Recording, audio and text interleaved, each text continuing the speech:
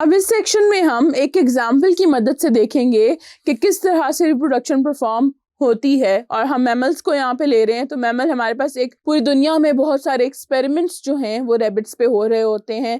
एक तो ये कि इनका जनरेशन टाइम कम है, ऑफस्प्रिंग ज़्यादा प्रोड्यूस होते हैं, ईजी है इनको केटर करना, इसलिए हमने यहाँ पे मॉडल जो लिया है वो रैबिट को लिया है।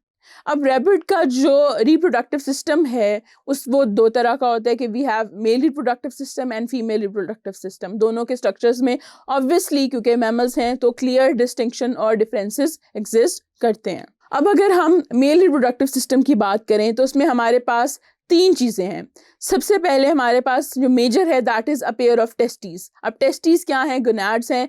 उनका काम क्या है कि उन्होंने स्पर्म्स को प्रोड्यूस करना है। उसके बाद हमारे पास एसोसिएटेड डक्ट्स हैं। एसोसिएटेड डक्ट्स का काम क्या है कि उन्होंने स्पर्म्स को ट्रांसपोर्ट करना है टू द एक्सटर्नल जेनिटेलिया, जहाँ से वो आगे रिलीज किए जा सकें। उसके बाद हमारे पास क्या है? कुछ खास ग्लैंड्स हैं। अब ग्लैंड्स क्या हैं? ग्लैंड्स हैं तो उन्होंने कुछ सिक्रीशंस जो है निकालनी होती हैं, तो they add certain secretions to the sperms. तो इस तरह से ये तीन मेजर कंपोनेंट्स हैं और आगे हम इनकी भी फर्दर डिटेल्स देखेंगे। तो सबसे पहले हम शुरू करेंगे टेस्टीज के साथ। अब टेस्टीज क्या हैं? ये गोनाड्स हैं और ये लोकेटेड कहाँ पे होते हैं? They are located in a bag of skin called the scrotum. और ये मेजॉरिटी मैमल्स में जो स्क्रूटम है that is present outside of the body, that is hanging outside of the body. इसकी एक रीज़न ये है कि स्पर्म्स जो हैं उनको थोड़ा सा सर्वाइव करने के लिए हमारे नॉर्मल बॉडी टेम्परेचर से कम टेम्परेचर चाहिए होता है। नॉर्मल बॉडी टेम्परेचर जो है दैट इज़ अराउंड 37 अगर ह्यूमंस में, तो sperms are more active and protected at 35। इसलिए वो टेम्परेचर को कम रखने के लिए जो वो सैक है वो बॉडी से बाहर होती है। उसके अलावा अगर हम टेस्टिस के इंटरनल स्ट्रक्चर की बात करें तो टेस्टिस के अंदर एक मैस होता है कॉइल ट्यूब्यूल्स का। काफ़ी सारे ढेर सारे ट्यूब्यूल्स होते हैं, जैसे कि आप इस डायग्राम में भी देख सकते हैं। उनको हम कहते हैं सेमीनिफेरस ट्यूब्यूल्स। इन ट्यूब्यूल्स के अंदर ही बेसिकली जो स्पर्म प्रोडक्शन होती है वो हो रही होती है। जब स्पर्म जो है ट्यूब्यूल्स के अंदर बन जाते हैं, मैच्योर हो जाते हैं, तो ये अक्यूमुलेट होते हैं कलेक्टिव डक्ट्स के अंदर। अब कलेक्टिंग डक्ट्स जो हैं ये हैं पहले सेमिनिफेरस के एंड पे होती हैं, वहाँ से इकट्ठे ये कलेक्ट होने के बाद ये एपिडिडमिस में चले जाते हैं। Epididymis is also a duct, you can also see it in the diagram. अब एपिडिडमिस जो है वहाँ से जो स्पर्म्स है वो मूव करते हैं स्पर्म डक्ट में। उस स्पर्म डक्ट को हम कहते हैं वास डिफरेंस। अब वास डिफरेंस जो है वो एक नहीं, वो दो डक्ट हैं, क्योंकि मेल में अ पेयर ऑफ टेस्टीज होता है, तो दोनों टेस्टीज से वास डिफरेंस जो है वो ओरिजिनेट हो रही होती हैं। ये दोनों की दोनों जो हैं ये स्पर्म डक्ट्स ज्वाइन करती हैं यूरिथ्रा को just below the urinary bladder. अब यूरिथ्रा जो है उसका डुअल काम है कि वो स्पर्म्स को भी कैरी करती है और यूरिन को भी ब्लैडर से रिमूव करती है। तो इस तरह से ये दोनों वहाँ पे ओपन होती हैं। फिर इसके अलावा हमारे पास कुछ और स्ट्रक्चर्स भी हैं मेल रैबिट के रिप्रोडक्टिव सिस्टम में। हमारे पास सेमिनल वेसिकल्स हैं। अब सेमिनल वेसिकल्स जो हैं उनका काम क्या है? उन्होंने कुछ सिक्रीशंस निकालनी होती हैं that provide nutrient for the sperms. यानी कि एक ख़ास किस्म का फ्लूइड होता है जिसको सीमन कहा जाता है, उसमें स्पर्म के सर्वाइवल के लिए जितनी भी न्यूट्रिएंट रिक्वायरमेंट होती है वो पूरी की जाती है। उसमें जो रोल है वो सेमिनल वेसिकल्स का होता है। दूसरी तरफ वी हैव प्रोस्टेट ग्लैंड्स। अब प्रोस्टेट ग्लैंड्स जो हैं वो हमारे जो एसिडिटी है फ्लूइड की वहाँ पे उसको मेंटेन करने के लिए सिक्रीशंस जो हैं वो प्रोड्यूस करते हैं कि एसिडिटी को न्यूट्रलाइज किया जा सके। Then we have Cowper's glands. Cowper's glands जो हैं वो सिक्रीशंस प्रोड्यूस करते हैं इसलिए कि जो डक्ट्स हैं जैसे वास डिफरेंस है, एपिडिडमिस है, इनको लुब्रिकेटेड रखा जा सके, इसमें स्पर्म्स की मोटिलिटी जो है वो मेंटेन की जा सके। तो इस तरह से ये पूरा का पूरा जो रैबिट का रिप्रोडक्टिव सिस्टम है मेल का वो होता है। फिर हमारे पास फीमेल रिप्रोडक्टिव सिस्टम आ जाता है रैबिट का, और उसमें मेजर जो स्ट्रक्चर्स हैं वो हमारे पास क्या हैं? ओवरीज हैं और एसोसिएटेड डक्ट्स हैं।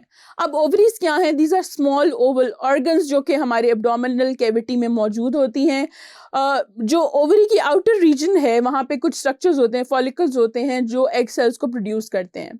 अब वो स्ट्रक्चर्स क्या हैं? They are a cluster of specialized cells जिन्हें हम इकट्ठा कलेक्टिवली कहते हैं फॉलिकल्स। ये सराउंड करते हैं और नरिश करते हैं ईच सिंगल एग सेल के एक लिमिटेड क्वांटिटी होती है जो बनती है, तो वो जो एग सेल है वो इन फॉलिकल्स में प्रोटेक्टेड होता है। अब ओवरी से ये जो एग सेल्स हैं ये रिलीज होते हैं फिलोपियन ट्यूब्स में, फिलोपियन ट्यूब्स क्या, ये एसोसिएटेड डक्ट्स की कैटेगरी में आ जाती हैं। जो फिलोपियन ट्यूब्स की जो ओपनिंग होती है that is right next to the ovaries, ताकि वहाँ से एग ट्रांसफ़र हो सके। दूसरा काम क्या है फिलोपियन ट्यूब्स का, कि जो फर्टिलाइजेशन होती है, फर्टिलाइजेशन फिलोपियन ट्यूब्स के अंदर ही हो रही होती है। अब जब फर्टिलाइजेशन हो जाती है तो यहाँ से जो फर्टिलाइज्ड एग है, यानी जिसे हम आप कहेंगे zygote, that is carried to the uterus. अब यूट्रस क्या है कि वो एक स्ट्रक्चर है जहाँ पे इम्प्लांटेशन होती है उस जाइगोट की। और रैबिट के अगर अंदर हम बात करें तो यूट्रस जो है वो 2 सेपरेट पार्ट्स या हॉर्न्स में बना होता है, और वो जो हॉर्न्स हैं या वो पार्ट्स हैं वो जॉइन होते हैं and they both open into vagina और बर्थ कैनाल, जहाँ से एक प्रॉपर पूरी टर्म गुजरने के बाद जो एक इंडिविजुअल जो बेबी डेवलप होता है वो बर्थ कैनाल से मूव करता हुआ फीमेल की बॉडी से बाहर निकल जाता है। उसके अलावा फीमेल रैबिट के रिप्रोडक्टिव सिस्टम में एक स्ट्रक्चर है दैट इज सर्विक्स। वो यूट्रस का एक पोर्शन है which separates it from the birth canal. अब इसका काम 2 हैं, एक तो ये कि एक सेपरेशन प्रोवाइड करता है यूट्रस और बर्थ कैनाल के दरमियान, और दूसरा सर्विक्स वो रीजन है जहाँ पे मेल जो स्पर्म्स हैं वो डिपॉजिट होते हैं, कि during the process of mating जो स्पर्म्स हैं वो इस रीजन में आके डिपॉजिट होते हैं। अब रैबिट्स के अंदर जो फर्टिलाइजेशन और डेवलपमेंट का प्रोसेस होता है, अगर उसको हम समराइज करें, जो प्रोसेस है वो ऐसे होता है कि जो मेल रैबिट होता है वो अपने स्पर्म्स को फीमेल की वजाइना या बर्थ कैनाल में डिपॉजिट करता है। वहाँ से स्पर्म्स जो हैं वो they swim through the cervix and uterus to the fallopian tubes, जहाँ पे they fertilize the egg cells release from the ovary, कि जो ओवरी में से एग सेल निकला था उसको फर्टिलाइज किया।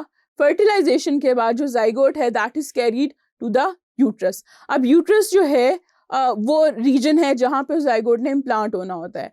अब इस टाइम पे जो जाइगोट है उसने डिवाइड करना शुरू कर दिया होता है, उसमें विगरस डिवीजन हो रही होती है, तो इसलिए हम उसको जाइगोट नहीं एम्ब्रियो कहते हैं। और बेसिकली जो इम्प्लांटेशन होती है वो एम्ब्रियो की ही होती है यूट्रीन बॉल के साथ। फिर जब यूट्रीन वॉल के साथ उसकी इम्प्लांटेशन हो जाती है तो वहाँ पे एक कनेक्शन डेवलप हो जाता है, उस कनेक्शन को कहते हैं प्लेसेंटा। और ये प्लेसेंटा बनता है एम्ब्रियो और यूट्रस वॉल के दरमियान। और प्लेसेंटा बेसिकली इसलिए डेवलप होता है कि उस डेवलपिंग एम्ब्रियो को जितनी भी न्यूट्रिशन चाहिए, जो ब्लड सप्लाई चाहिए, everything is provided through placenta. इसके बाद एम्ब्रियो जो है वो एक न्यू ऑफस्प्रिंग में डेवलप होता है इन 30 to 32 days after which it is born, कि ये गेस्टेशन पीरियड है रैबिट का, कि 30 से 32 दिन के दरमियान उसका जो है वो डेवलपमेंट पूरी हो जाती है। और जो रैबिट है, बेबी रैबिट, नॉट यूजुअली काफ़ी सारे रैबिट्स एक टाइम पे जो हैं पैदा होते हैं, 4 से ऊपर, 4 भी हो सकते हैं, 6 भी हो सकते हैं। That totally depends on the number of eggs that are fertilized at that time of mating.